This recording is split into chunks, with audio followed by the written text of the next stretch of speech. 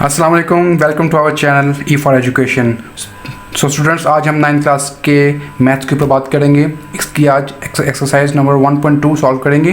Previous video में हमने इसकी एक्सरसाइज नंबर 1.1 सॉल्व कर चुके थे।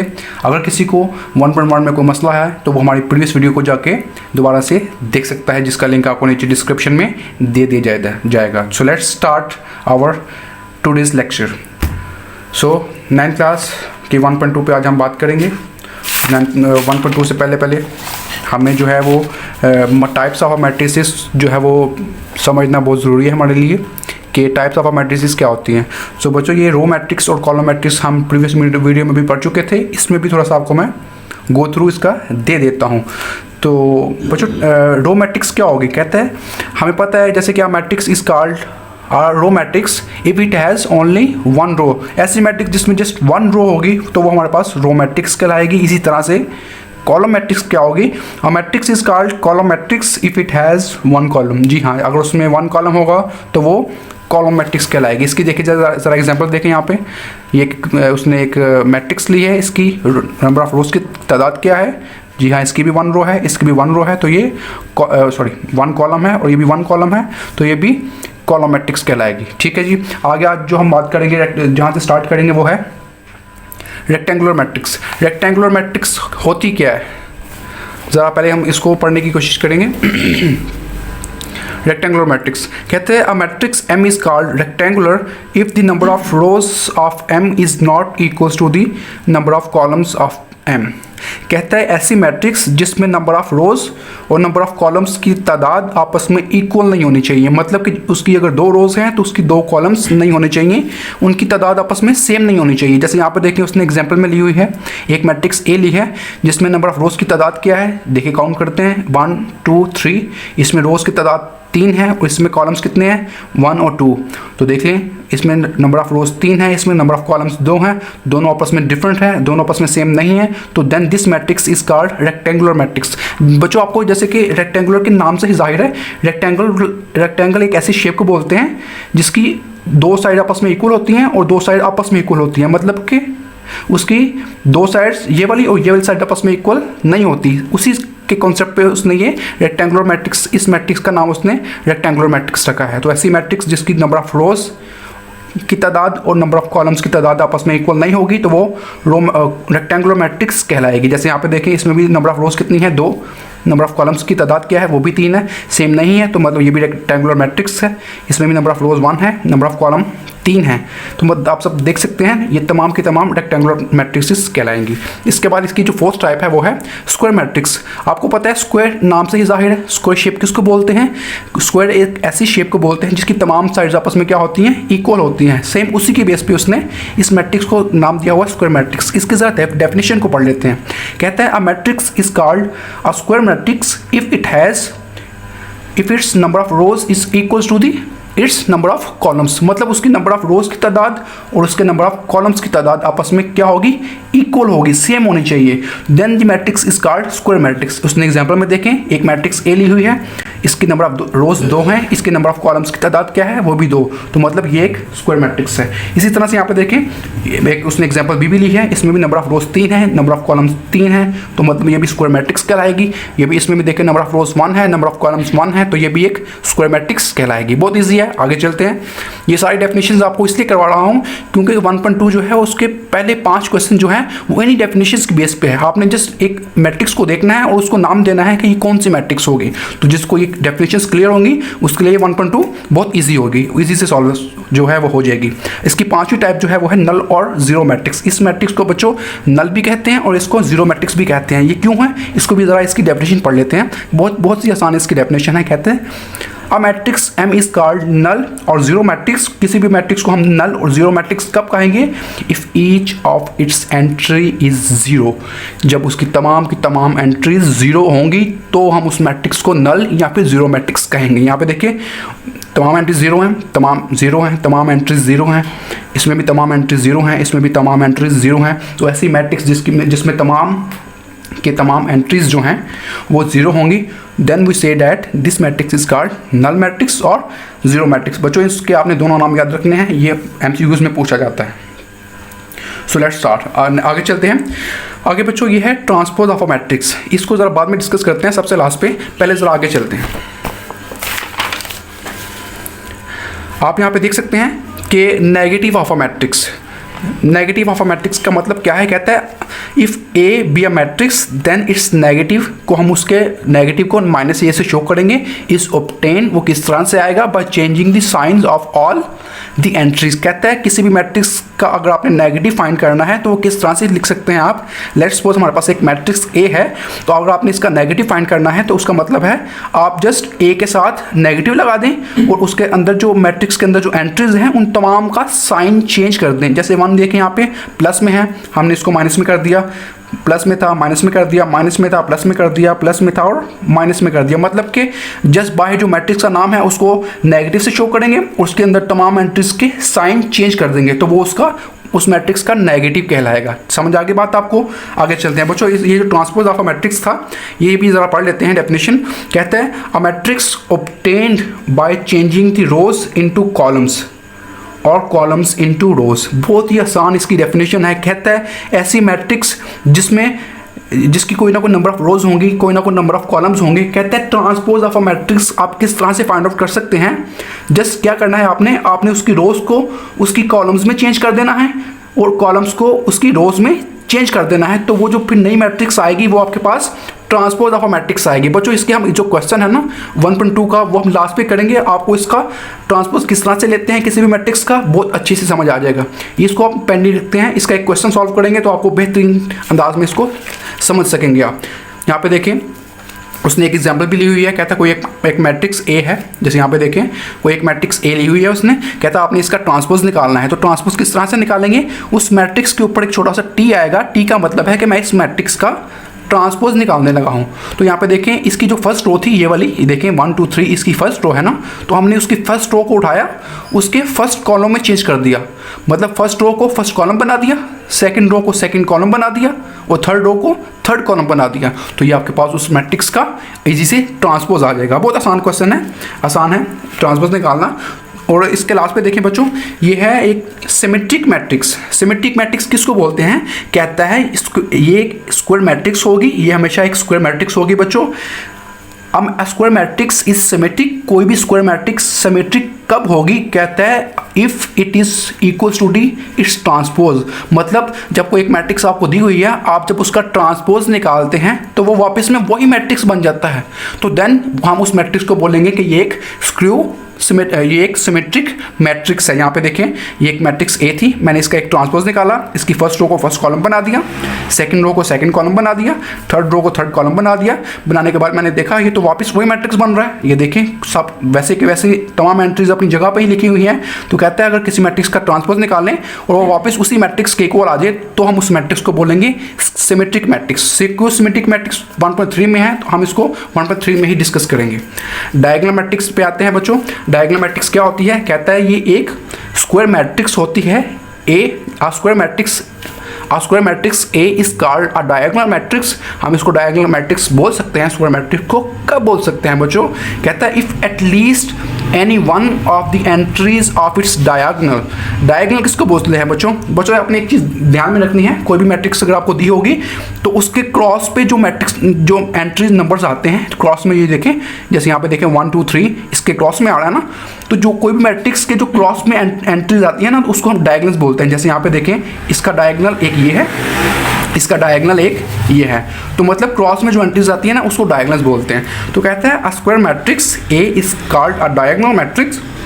हम उसको डायगोनल मैट्रिक्स बोल सकते हैं if at least any one of the entries of its diagonal is not zero. कहता है कम से कम उसके डायगोनल में जो एंट्रीज आ रही हैं कम से कम उसमें एक वैल्यू लाजमी ऐसी हो जो कि ज़ीरो ना हो बच्चों। जी हाँ, वो ज़ीरो नहीं होनी चाहिए। मतलब ये जैसे यहाँ पे देखें इसके डायग्राम में 3 एंट्रीज आई हैं 1 2 और 3। कहता है इन तीनों में से यहाँ तो वही तीनों नॉन जीरो हों, मतलब जीरो नहीं होनी चाहिए ये, यहाँ तो फिर इनमें से कोई एक जीरो हो जाए या 2 जीरो हो जाए, कम से कम एक वैल्यू ऐसी होनी चाहिए जो कि जीरो ना हो, तो हम उस मैट्रिक्स को बोलेंगे ये डायगोनल मैट्रिक्स है। इसकी लास्ट में एक और चीज़ है, and non diagonal entries are zero. कहता है ऐसी मैट्रिक्स जिसके डायगोनल में जो है एटलीस्ट वन एंट्री ऐसी होनी चाहिए जो कि ज़ीरो नहीं होनी चाहिए, और डायगोनल एंट्रीज के अलावा, जैसे यहाँ पे देखें ये अलावा हैं, डायगोनल एंट्रीज के अलावा जितने भी एंट्रीज हैं वो तमाम के तमाम ज़ीरो होनी चाहिए आपके पास।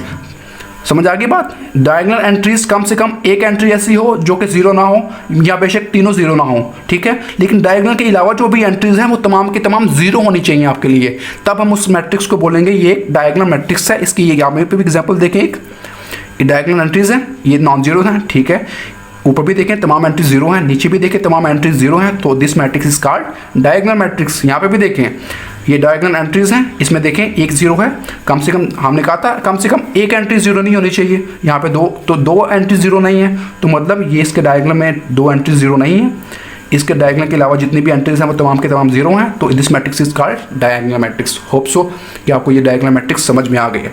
डायगोनल से ही रिलेटेड एक स्केलर मैट्रिक्स है। कहते हैं स्केलर मैट्रिक्स क्या होती है? कहते हैं ये एक तरह की डायगोनल मैट्रिक्स होती है। डायगोनल मैट्रिक्स का मतलब क्या है? इसके डायगोनल के अलावा जितनी भी एंट्रीज हैं वो तमाम के तमाम, जैसे ऊपर जीरो थी यहाँ पे भी जीरो ही होंगी, लेकिन यहाँ पे फ़र्क क्या है? कहता है ये एक तरह की डायगोनल मैट्रिक्स है if all the diagonal entries are the same. लेकिन यहाँ पे उसने एक कंडीशन क्या लगा दी? कहता है जो इसके डायगोनल्स में एंट्रीज होंगी ना वो तमाम के तमाम सेम होनी चाहिए, मतलब एक जैसी होनी चाहिए। इसकी एग्जाम्पल देखते हैं। डायगोनल के अलावा तमाम मैट्रिक्स जीरो हैं, सॉरी एंट्रीज जो हैं वो जीरो हैं, इसके डायगोनल में जो जितनी भी एंट्रीज हैं वो तमाम के तमाम सेम हैं, then this matrix is called scalar matrix. Diagonal entries जो हैं वो दोनों सेम हैं और उसके अलावा जितनी भी एंट्रीज हैं वो जीरो हैं, then this matrix is called scalar matrix. एक चीज़ यहाँ पे ये बड़ा इंपॉर्टेंट एमसीक्यूज है, इस मैट्रिक्स को भी हम स्केलर मैट्रिक्स बोल सकते हैं बच्चों, ठीक है। लास्ट पे देखें आइडेंटिटी मैट्रिक्स क्या है, ये भी ऊपर वाले क्वेश्चन की तरह ही है। कहता है ये भी एक तरह की डायगोनल मैट्रिक्स होगी, लेकिन इसमें फ़र्क क्या है? इस कॉल्ड आइडेंटिटी मैट्रिक्स, या हम इसको यूनिट मैट्रिक्स भी बोलते हैं। यहाँ पे कंडीशन क्या है बच्चों? कहता है if diagonal entries are one, कहता है इसकी तमाम के तमाम जो डायगोनल एंट्रीज है ना अगर वो वन है ना, तो देन हम इस मैट्रिक्स को बोल सकते हैं कि ये कौन सी मैट्रिक्स को होगी? ये एक आइडेंटिटी मैट्रिक्स या यूनिट मैट्रिक्स होगी। होप सो कि आपको ये जो टाइप्स हैं इनकी ये समझ आ चुकी होगी। अब हम स्टार्ट करते हैं इसकी एक्सरसाइज 1.1। बच्चों बहुत इजी है, आपको आसानी से समझ आ जाएंगे क्वेश्चन। ये यहाँ पे देखें, पहला क्वेश्चन क्या है? कहता है from the following matrices identify unit, इनमें से आइडेंटिफाई करना है आपने कि यूनिट मैट्रिक्स कौन सी है, रो मैट्रिक्स कौन सी है, कॉलम मैट्रिक्स कौन सी है, और लास्ट पे देखें नल मैट्रिक्स कौन सी है। तो बच्चों हम सब डेफिनेशन पढ़ के आ चुके हैं कि हम जरा देख लेते हैं यूनिट मैट्रिक्स क्या होगी, जिसमें तमाम एंट्रीज वन वन होंगी, या जिसकी डायगोनल एंट्रीज जो होती हैं वो वन वन होगी। रो मैट्रिक्स किसको बोलते हैं? जिसमें सिर्फ एक रो होगी। कॉलम मैट्रिक्स किसको बोलते हैं? जिसमें सिर्फ एक कॉलम होगा। नल मैट्रिक्स किसको बोलेंगे? जिसमें तमाम एंट्रीज जीरो होंगी। तो देखें ये क्या है? जी हाँ बच्चों, ये नल मैट्रिक्स है। इसमें नंबर ऑफ रोज क्या है? वन, तो ये रो मैट्रिक्स है, ये कॉलम मैट्रिक्स है। इसी तरह से आपने ये सॉल्व कर लेना है, बहुत इजी है, आपसे इजीली सॉल्व हो जाएगा। इसका क्वेश्चन नंबर 2 देखते हैं। कहते हैं from the following matrices identify, in matrices में से आइडेंटिफाई करेंगे कौन सी स्क्वायर मैट्रिक्स है, कौन सी रो मैट्रिक्स है, कौन सी आइडेंटिटी मैट्रिक्स है, तो कौन सी रेक्टेंगुलर है, कॉलम है या नल मैट्रिक्स है। बच्चों बहुत आसान है, आपने डेफिनेशन जब पढ़ी होंगी तो इजीली आप इसको सॉल्व कर सकेंगे। जैसे कि एक दो मैं आपको पिक करके बता देता हूँ। जैसे ये इसमें एक कॉलम मैट्रिक्स है, ये एक रेक्टेंगुलर मैट्रिक्स है, ये एक यूनिट मैट्रिक्स है, तो ये काफ़ी इजी है, आपसे आसानी से हो जाएंगी। यहाँ पे भी देखें क्वेश्चन नंबर 3 कहता है, क्वेश्चन नंबर 3 में कहता है from the following matrices identify करना है आपने कि डायगोनल मैट्रिक्स कौन सी है, स्केलर कौन सी है और यूनिट कौन सी है। तो बच्चों बहुत ईजी है, आप आसानी से कर लोगे। जैसे ये एक यूनिट मैट्रिक्स है, ये एक स्केलर मैट्रिक्स है, ये एक स्केलर मैट्रिक्स है, तो ये एक डायगोनल मैट्रिक्स है, तो ये आसानी से आप कर लोगे। होप सो आप ये आसानी से सॉल्व कर लेंगे अगर आपने डेफिनेशंस को अच्छे से सीख लिया है तो। अच्छा बच्चों आगे देखिए, यहाँ पे कहते हैं find the negative of a matrix. In matrix का आपने नेगेटिव निकालना है बच्चों, इन मैट्रिक्स का आपने नेगेटिव निकालना है। तो मैंने यहाँ पे एक क्वेश्चन लिखा है नेगेटिव का, तो मैं आपके सामने ये सॉल्व करता हूँ। जैसे उसने पूछा हुआ है find the negative of the matrix, किसी भी मैट्रिक्स का आप नेगेटिव किस तरह से लिख सकते हैं, हमने पीछे भी वैसे डिस्कस कर चुके हैं। तो हम इसको लिखेंगे नेगेटिव डी इक्वल्स टू, तमाम एंट्रीज के साइन चेंज करने थे ना हमने, -3 था, अब हम इसको लिख लेंगे 3, -4 था हम इसको लिख लेंगे 4, 2 था हम इसको लिख लेंगे -2, 5 था हम इसको लिख लेंगे -5। तो ये आसानी से आपके पास इस मैट्रिक्स का नेगेटिव निकल चुका है। जी हाँ बच्चों बहुत ही आसान क्वेश्चन है, आप आसानी से कर लेंगे। यहाँ पे देखें मैंने ये वाला पार्ट लिया था, बाकी पार्ट भी इसी तरह से हैं, आप आसानी से सॉल्व कर सकते हैं। इसका क्वेश्चन नंबर 5 देखते हैं। Find the transpose of each of the following matrices, आपने इसमें से इनका ट्रांसपोज निकालना है। तो देखें ट्रांसपोज वाला मैंने क्वेश्चन यहाँ पे लिखा है, यहाँ पे देखें, find the transpose of a matrix, आपने इस मैट्रिक्स का ट्रांसपोज निकालना है। तो हम पीछे पढ़ चुके हैं कि किसी भी मैट्रिक्स का जिसका आपने ट्रांसपोज निकालना है उसको लिखेंगे, उसको एक टी लगा देंगे। टी शोज़ करता है कि हम इस मैट्रिक्स का ये ट्रांसपोज लिखने लगे हैं। तो हम किस तरह से लिखेंगे, देखें इसकी ये रो है ना, ये फर्स्ट कॉलम है, तो इसके फर्स्ट कॉलम को हम फर्स्ट रो बना देंगे। देखें मैंने ये ऐसे नहीं था लिखना, ये देखें ऐसे, इसके कॉलम को हम रो बना देंगे। जैसे ये कॉलम था, मैं इसको लिख लूँगा रो की फॉर्म में। तो ये आपके पास आसानी से इसका ट्रांसपोज निकल चुका है। बच्चों बहुत ही आसान है। इस सी वाले को देखें, एक सी मैट्रिक्स है, आपने इसका ट्रांसपोज निकालना है। तो किस तरह से निकालेंगे, सी के ऊपर टी, इसकी जो फर्स्ट रो है उसको मैं फर्स्ट कॉलम बना दूंगा, सेकंड रो को मैं सेकंड कॉलम बना दूंगा, थर्ड रो को मैं थर्ड कॉलम बना दूंगा। बहुत ही आसान है बच्चों, बहुत आसान है। प्रैक्टिस करेंगे तो आपको आसानी से समझ आ जाएगा। किसी को अगर किसी जगह पे मसला आ रहा है तो वो दोबारा से वीडियो को रिवाइड करके देख सकता है। बच्चों यहाँ पे सबसे इंपॉर्टेंट जो क्वेश्चन है, इस क्वेश्चन को आपने नहीं छोड़ना। ये बोर्ड में भी काफ़ी दफ़ा आ चुका है। इतना आसान क्वेश्चन है लेकिन बोर्ड में वो फिर भी पता नहीं क्यों बार बार डाल देता है। इसको आपने नहीं छोड़ना, ये आपके लिए एक गोल्डन क्वेश्चन है। कहता है वेरीफाई डैट, आपने वेरीफाई करना है, आपको एक मैट्रिक्स ए दी हुई है और एक बी दी हुई है। कहता है आपने ए को यूज़ करते हुए इस चीज़ को प्रूव करना है और बी वाली मैट्रिक्स को यूज़ करते हुए इस चीज़ को प्रूव करना है। तो बच्चों मैं इसको यूज़ करते हुए इसको प्रूव कर देता हूँ। ये बी को यूज़ करते हुए आपने बी वाला को जो है वो प्रूव आपने खुद ही कर लेना है, आसानी से हो जाएगा आपसे। तो ठीक है, मैं ए वाले को यूज़ करके ये ए वाला प्रूव करता हूँ। इसमें पूछा क्या हुआ है उसने, कहता है आपने वेरीफाई करना है कि ए एक मैट्रिक्स आपको दी हुई है। जैसे यहाँ पे देखें क्वेश्चन में दोबारा मैं आपको दिखा देता हूँ। आपने ये प्रूव करना है, आपको एक मैट्रिक्स ए दी हुई है, ए वाली देखें ए मैट्रिक्स दी हुई है। कहता है आपने ये चीज़ प्रूव करनी है कि ए का अगर ट्रांसपोज लिया जाए, यहाँ पे देखें आपने प्रूव करना है कि ए का अगर ट्रांसपोज लिया जाए और उसका फिर से ट्रांसपोज लिया जाए, मतलब 2 दफ़ा ट्रांसपोज लिया जाए तो वो वापस वही मैट्रिक्स आ जाएगा। ये चीज़ आपने प्रूव करनी है। यहाँ पे देखें ए का अगर ट्रांसपोज लिया जाए और उसका फिर ट्रांसपोज लिया जाए तो वो वही मैट्रिक्स आती है। ये चीज़ आपने प्रूव करनी है। तो देखिए बच्चों बहुत ही आसानी से कर लेंगे। हमने पहले निकालना है ए का ट्रांसपोज। ये एक मैट्रिक्स आपको ए दी हुई है, मैं यहाँ पे निकालूंगा ए का ट्रांसपोज। तो यहाँ पे देखिए इसकी फर्स्ट रो को फर्स्ट कॉलम बना दिया, इसकी सेकंड रो को सेकंड कॉलम बना दिया। तो ये आपके पास ए का ट्रांसपोज आ चुका है बच्चों। अब आपने क्या करना है, उस ट्रांसपोज का फिर ट्रांसपोज निकालना है। तो देखिए मैं इसका दोबारा से ट्रांसपोज ले लेता हूँ, यहाँ पे लिख लेता हूँ एक दफ़ा कि टेकिंग ट्रांसपोज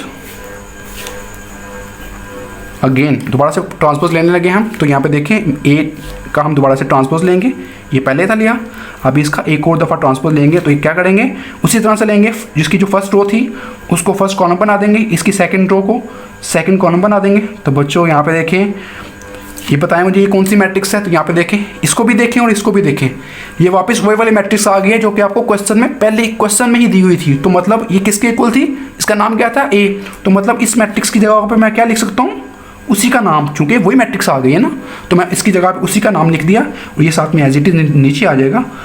तो यहाँ पे बच्चों देखो हमने ये चीज़ तो प्रूव करनी थी, ये तो प्रूव हो चुकी है। तो यहाँ पे देखें ये प्रूव हो चुकी है। मैंने एक मैट्रिक्स लिया, उसकी हमने ये चीज़ प्रूव करनी थी। मैंने क्या किया, उस मैट्रिक्स का एक दफ़ा ट्रांसपोज लिया, उसका एक दफ़ा फिर ट्रांसपोज लिया। जब मैंने दूसरी दफ़ा ट्रांसपोज लिया तो मैंने देखा ये वापस वही वाली मैट्रिक्स आ चुकी है। तो मैंने उस मैट्रिक्स की जगह पे उसका नाम लिख दिया, इसकी जगह पे ए लिख दिया। तो ये चीज़ तो बच्चों हमने प्रूव करनी थी, हमने इजीली प्रूव कर दी।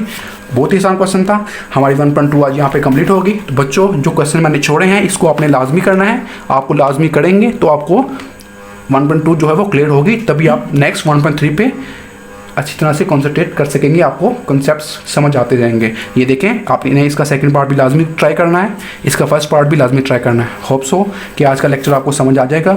सो बच्चों जो भी हमारे चैनल पर नए हैं, अगर आपको हमारी वीडियो अच्छी लगी है तो लाइक का बटन ज़रूर प्रेस करें और हमें सब्सक्राइब करना मत भूलिएगा।